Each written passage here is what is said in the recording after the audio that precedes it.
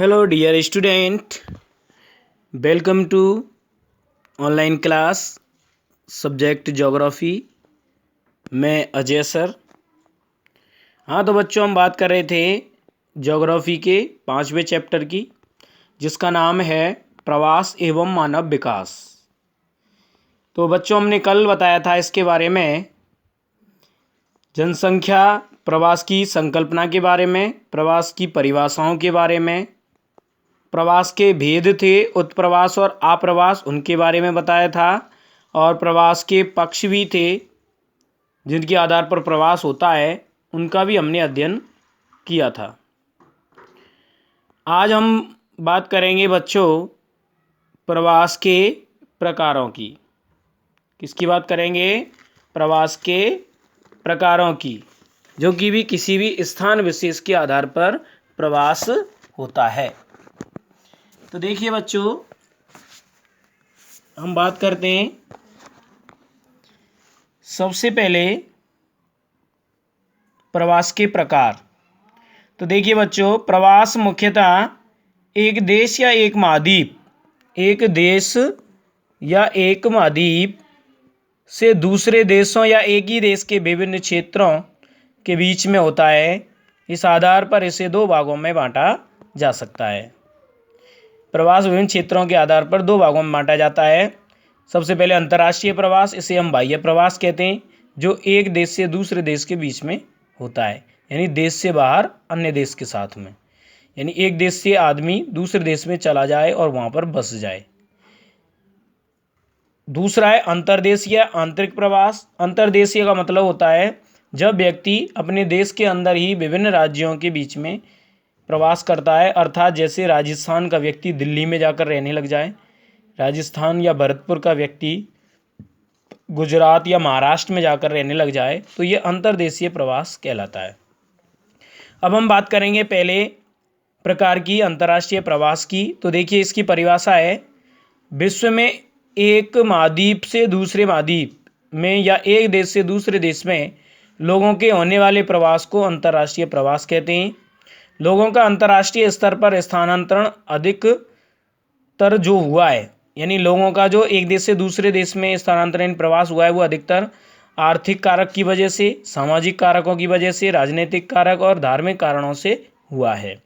प्राचीन काल से वर्तमान काल तक, यानी पुराने समय से लेकर आज तक के समय तक, मानव किसी न किसी कारण से, मनुष्य किसी न किसी कारण से प्रभावित होकर स्थानांतरण करता रहा है। कोई ना कोई कारण है, तभी तो व्यक्ति प्रवास करता है। वर्तमान में स्थानांतरण का प्रमुख जो कारण है वो रोजगार प्राप्ति है, यानी रोजगार प्राप्त करने के लिए व्यक्ति एक देश से दूसरे देश में, एक राज्य से दूसरे राज्य में, एक जिले से दूसरे जिले में प्रवास करता है। तो रोजगार प्राप्ति के लिए भी किया जाता जा रहा है। तो बच्चों, ये नीचे हमारा एक मैप दे रखा है पूरे विश्व का, जो कि मानचित्र 5.1 है, प्राचीन काल में मानव जातियों का प्रवास। तो देखते हैं हम बच्चों, ये पूरा यूरोप महाद्वीप है। इस यूरोप महाद्वीप से सबसे ज़्यादा प्रवास हुआ है अमेरिका में, उत्तरी अमेरिका, लैटिन अमेरिका, दक्षिण अमेरिका। इसके अलावा इधर यूरोप से प्रवास हुआ है अफ्रीका के दक्षिण अफ्रीका में, और इसके अलावा भारत है, भारत में। इसके अलावा ये ऑस्ट्रेलिया महाद्वीप, न्यूजीलैंड, यहाँ तक प्रवास हुआ है। भारत से भी कुछ प्रवास हुआ है इधर, मलेशिया, इंडोनेशिया और जापान और चाइना से भी प्रवास हुआ है, इंडोनेशिया, मलेशिया, सिंगापुर और विभिन्न प्रकार के पूर्वी देशों में। अब हम बात करेंगे बच्चों आज विश्व के प्रमुख अंतर्राष्ट्रीय प्रवास। जो विश्व में अंतर्राष्ट्रीय प्रवास हुए हैं, उनके कुछ उदाहरण दिए हुए हैं। तो सबसे पहले बच्चों बात करेंगे यूरोपीय प्रवास, यानी यूरोप महाद्वीप से होने वाले प्रवास के बारे में। तो देखिए, यूरोप महाद्वीप के उत्तरी पश्चिमी भाग से, कौन से भाग से? उत्तरी पश्चिमी भाग से दूसरे देशों में प्रवास अधिक रहा है। यूरोप का जो उत्तरी पश्चिमी भाग है, वहाँ से सबसे ज़्यादा अधिक प्रवास रहा है। इस क्षेत्र के लोग समुद्री मार्ग से होकर, किस मार्ग से? समुद्री मार्ग से होकर 12वीं शताब्दी से 20वीं शताब्दी तक विश्व के अनेक देशों में जाकर, यानी 12वीं से 20वीं शताब्दी तक यूरोपीय लोग विश्व के अनेक देशों में जाकर स्थायी रूप से रहने लग गए। यूरोप महाद्वीप में क्या हुआ? संसाधनों की कमी तथा जीवन स्तर के गिरने के दबाव के कारण, कि कहीं जीवन स्तर गिर ना जाए, इसके कारण यहाँ से विश्व के अन्य ज्ञात देशों की ओर जितने भी लोग जो देश थे उनकी नज़रों में उनकी ओर प्रवास करने लगे। तो यूरोप के पश्चिमी भाग में जितने भी समुद्र तट पर स्थित देश थे उनमें इंग्लैंड, फ्रांस, जर्मनी, पुर्तगाल, स्पेन, नीदरलैंड आदि देशों के लोग समुद्री मार्ग से होकर अफ्रीका, एशिया तथा अमेरिकी महाद्वीप के देशों में प्रवासित हो गए। यानी अफ्रीका में, एशिया में और अमेरिका में, यहाँ यूरोप से इन देशों से जो लोग आए थे। अपनी उच्च तकनीकी के उपयोग से, इनकी तकनीक उच्च थी, वहाँ जाकर जैसे अफ्रीका, एशिया और अमेरिका में जाकर इन लोगों ने संसाधनों का अति तीव्र गति से दोहन किया। यूरोपीय देशों के नागरिक यहाँ स्थानांतरित होकर विश्व के 2 मुख्य भागों में जाकर बसे थे।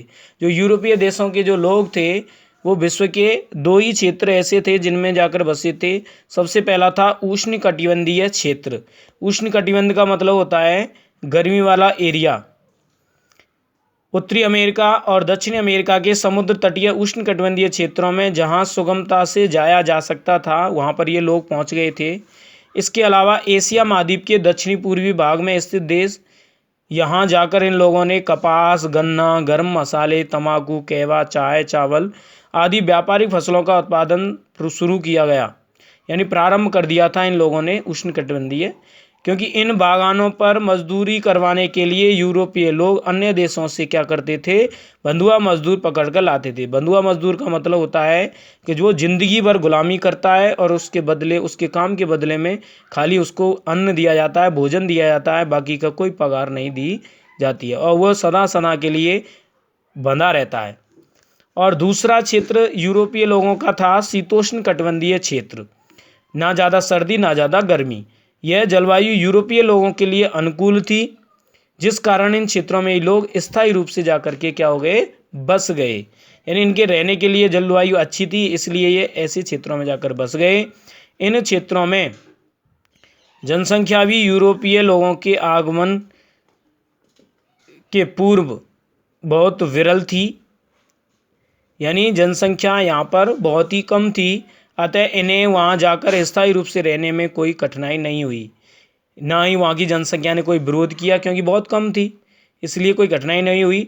उत्तरी अमेरिका के संयुक्त राज्य अमेरिका, कनाडा, दक्षिणी अफ्रीका, ऑस्ट्रेलिया, न्यूजीलैंड आदि शीतोष्ण कटिबंध में स्थित देशों में इन लोगों की संख्या अधिकतम पाई जाती है। वर्तमान में यूरोपीय लोगों का दूसरे देशों में प्रवास सन 1820 से पहले बहुत कम था।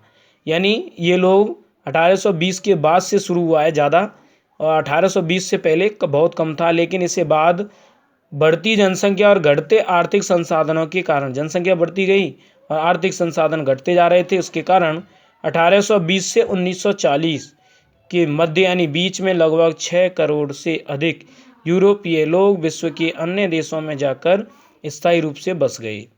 संयुक्त राज्य अमेरिका निश्चित ही सबसे बड़ा प्राप्तकर्ता देश था इन प्रवासियों को, और 1840 से 1914 के बीच इसने 5 करोड़ लोगों को शरण दी।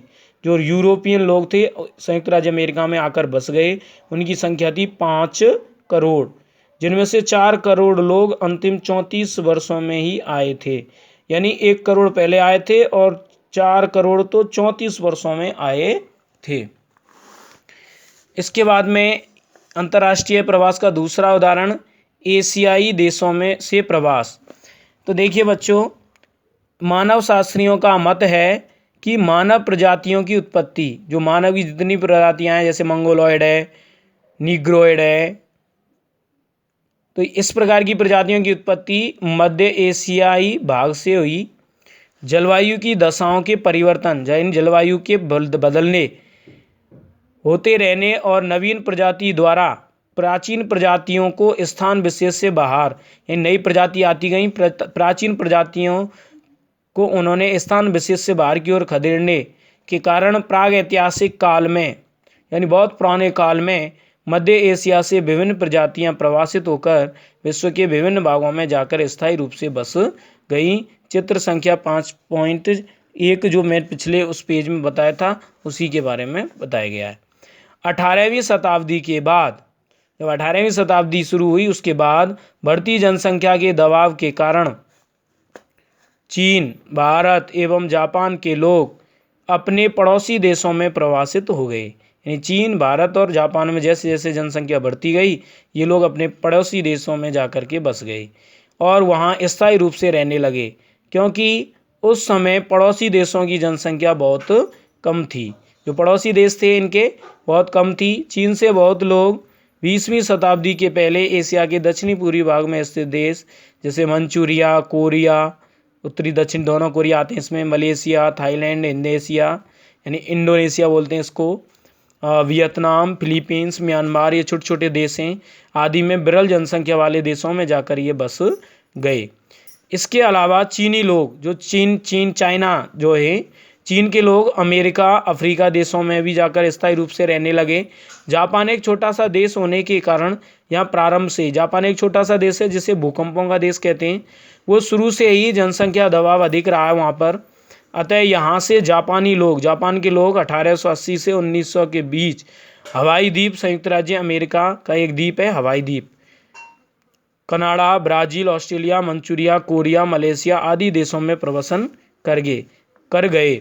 वहीं हमारे भारत की बात आती है तो देखिए, भारत से लोगों का समीपवर्ती देशों में प्राचीन काल में अपने धार्मिक उपदेश, जो धर्मों के आधार पर धर्मों का प्रचार प्रसार था, उनके उपदेशों के प्रचार के लिए कई लोग विभिन्न देशों में गए। बौद्ध धर्म का प्रचार प्रसार करने के लिए बौद्ध भिक्षु प्राचीन काल में म्यांमार यानी बर्मा, श्रीलंका, मलेशिया, हिंदुस्तान यानी इंडोनेशिया आदि देशों में प्रवास यानी प्रवास कर गए। भारत पर अंग्रेजों के शासनकाल के समय अंग्रेजों ने अपने कृषि बागानों पर, जो अंग्रेजों ने हमारे भारत पर शासन किया उस समय, तो उनके कृषि बागान थे, उन पर मजदूरी करवाने हेतु भारतीयों को दक्षिण अफ्रीका, मॉरिशस, फिजी, ट्रिनिडाड यानी ये देश हैं अफ्रीका महाद्वीप के, स्थानांतरित किया, जो वहीं के स्थायी निवासी हो गए, जो भारतीय लोग थे। अब आता है अंतर्देशीय प्रवास। बच्चों आज के लिए बस इतना ही, बाकी का हम कल पढ़ेंगे अंतर्देशीय प्रवास। धन्यवाद।